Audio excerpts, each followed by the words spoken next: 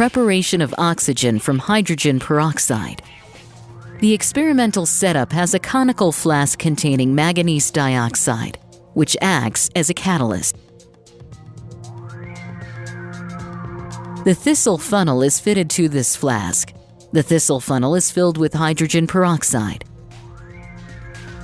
The delivery tube leads to an inverted gas jar placed over a trough of water. Now, allow hydrogen peroxide to be added dropwise into manganese dioxide.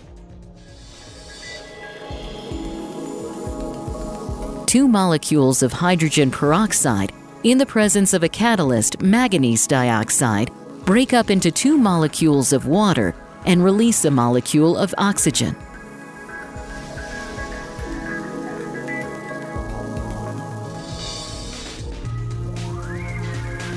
The released oxygen gas passes through the delivery tube, then over water, and starts getting collected in the gas jar.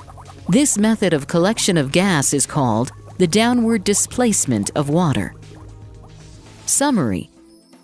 Thus, 2 molecules of hydrogen peroxide in the presence of a catalyst, manganese dioxide, give 2 molecules of water and release a molecule of oxygen.